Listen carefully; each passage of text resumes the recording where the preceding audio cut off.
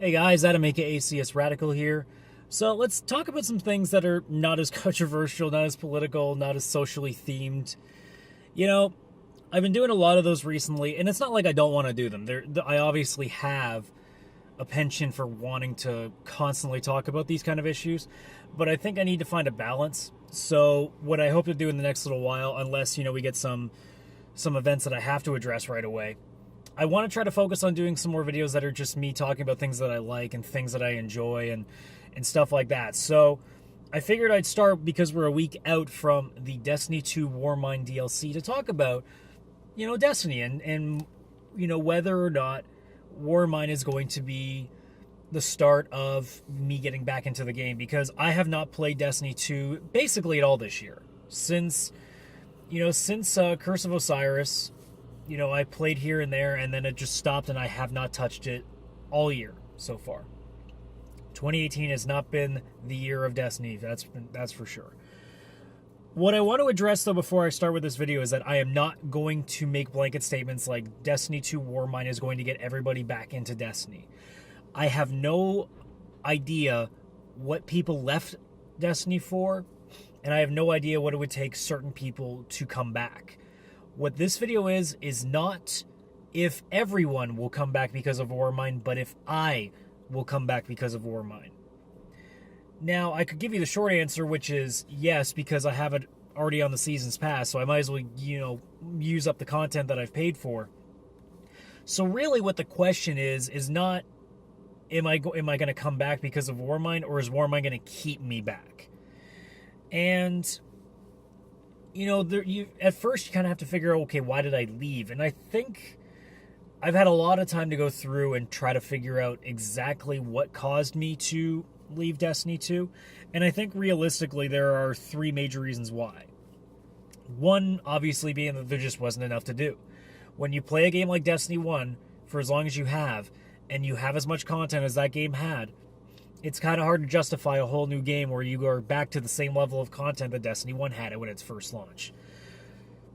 The second reason is that, honestly, I think I was burnt out. I think that when you put in 1,500 hours into the original Destiny, and you're playing a game that is essentially the exact same sort of deal, albeit with different story missions, albeit with a little bit of a different look to it, but I'm still playing the same core game, and at some point you have to understand that, well, you play it for so long, eventually you're going to want to put it down for a while. You need a break, and I think that's a part of the reason. And the third reason, honestly, is there's just so much else that came out. There was so much else I needed to play. I had so many games on the back burner that I needed to touch. I finished a lot of stuff. I finally got to play through Final Fantasy XII, the HD remaster. I got to Metal Gear Solid 5 for a bit. Monster Hunter World has been basically my new time sink. I think I've put over 200 hours into it now. There's just a lot more stuff to go through. And not being able, or I shouldn't say not being able, not playing Destiny for a good period of time helps me at least have the time to do it again. So it did give me a chance to play a few games that I really wanted to have the chance to play, and then play Mass Effect Andromeda, which I didn't enjoy, but I felt like I had to. So I want to talk about just the couple of things that Destiny 2 is going to bring back. So for those who don't know that much about Warmind, obviously you're going to get your usual stuff. There's going to be new story missions and quests and all that shit. There's going to be a new patrol space on Mars, because we're going back to Mars. There's a new public event that's basically going to be like a challenging horde mode, which I don't know if I really think that's going to do much. I mean, we've already had that sort of thing. It was just called the Prison of Elders. It was kind of like that. So it depends on what the rewards are. I think that's the big thing. One, it has to be fun. I mean, if it's just overly, if they just literally throw you to the point that there's just too many enemies, then I don't think that becomes fun anymore. I think it needs to be challenging enough that it keeps you moving, but I think it needs to be fair enough that it's still fun. Because I don't want to play a mode and just feel like it's a challenge more than it's an actual game, and it's not fun that way. But if the rewards are good, and if the rewards are worth putting in that time, because the horde mode would not be a short 5-minute thing. No, this is going to be probably an hour, and I would assume about half an hour to an hour minimum. So it has to come with something. Obviously, new strikes, new weapons and armor. There's going to be a new raid lair, which I still got to do the first raid lair. That's the one thing I haven't done in D2.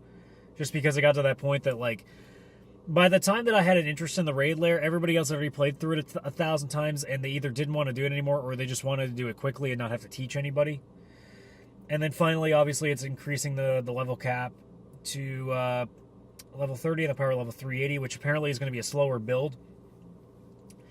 I don't know what that means, because my brain immediately goes, okay, is it going to be a grind, or is it just going to be you need certain drops? Because if it's a grind, I don't necessarily care, but if it requires you to get certain drops and you have to go to the luck of the draw, because I remember how long it took me to get to level caps in Destiny. Because the way, I mean, you think about the original Destiny, how it had the problems of when you pulled a purple engram, it wasn't guaranteed to be a purple item. It could go lower. And that's stupid bullshit. I think we have to, I do have to raise my eyebrow a little bit, because I have to understand, is it going to be tougher because it's a grind, in which case I'm okay with that? Or is it going to be tougher because you need certain equipment and you have to pray to God that you fucking get RNGesus for that? And I don't know if I trust RNGesus, because RNGesus has not been very nice to me over the course of Destiny. So I'm a little hesitant to like that idea. I mean, if it means I get to play it more and not be as bored, that's fine. But again, just because it's a grind doesn't mean I'm going to play. You still have to give me a reason to play. You still have to make it fun for me to play. You know, if I get bored, it doesn't really matter how hard the grind is. I'm not going to try to complete the level cap, because if I'm not having fun playing the game, why the fuck would I keep going? Other than that, I mean, they have, like, quality of life changes. I mean, obviously the emote selector, which is something that we asked for since day fucking one, and I don't know why it took them this long to do. I can't imagine it would have been that difficult to implement. So I don't understand why they weren't doing it. It was a dumb idea in the first place. It's like, here, you only get 4 emotes, and only one of them you can customize. I'm like, so what's the point of having all these emotes? Like, we can collect, like, so many of them, but we can only keep one of them at any time? Like, that's kind of stupid. They want to change Crucible over a little bit. Obviously, private matches are back, which is a big deal, because it means me and my community, you can have, like, matches where we can just, you know, talk shit to each other, you know, over and over all night, which is always a fun thing. What they're starting to do is they're doing a ranking system for both Valor and Glory, and I believe Valor is the one that you just rank up as you play, and you rank up faster if you keep winning. But Glory is the one where it's like competitive. You keep going up if you win, and you start going down if you lose. And if there's certain equipment to that, I think it's a great idea. I don't think I'll ever touch Glory, because I'm not good enough at Crucible. Actually, that's a lie. Destiny Crucible I'm not bad at, but I think in a mode like Glory, I take it too seriously. It's like Trials of the Nine. I'm not bad, but when Trials of the Nine, when you lose 3 straight to get knocked out, it's not fun. You just feel fucking miserable, and I hate it, and I don't need that shit when I don't have that much time to play as I used to. If I was literally doing what I used to do, if I was in fucking, like, college, and basically any time that I had, I would play video games, like, sure, yeah, I might be able to justify it, but at this point in time, I don't have the patience nor the desire to want to be frustrated endlessly while playing a video game when I only have a set amount of time as I ever have before. I've never had this low amount of time to play games. I don't feel like using them being miserable and fucking pissed off. It doesn't make any sense. But in terms of the new ranking system, I don't have a problem with it. I think it gives people something to shoot for instead of just playing random matches all the time. Other than that, they're going to tweak some of the exotics. There's going to be exotic masterworks, and they're increasing the vault space. So there's a bunch of little things I guess I could talk about, but I mean, I don't feel like going that too in depth of it, and I only have so much time before I have to start my shift at work, because, you know, I'm doing this before work like I normally do. To take everything in, I don't know necessarily if on paper what is there is enough to keep me consistently back on Destiny 2. There is the potential there, and I'm very excited to go back. A lot of people are kind of just fed up with Destiny, whereas I've been like, I was never overly upset with D2. Like, everybody in my community would just go fucking ballistic on how much they hate this game and blah, blah, blah. It's like, I don't understand why it was that bad. I think we all expected too much from the game. I still was under the impression that I would have rather they just made another expansion. I don't think they needed to make a whole nother game. I think that was the wrong idea because, again, you're always going to limit your content. And I think that was a major problem, is that once you cut out the entire 3 years of Destiny 1 content, your game is now back to bare bones. There's a reason why MMORPGs just keep where they're at and they just keep adding to it. It's extremely short-sighted to all of a sudden throw a bunch of content out the window.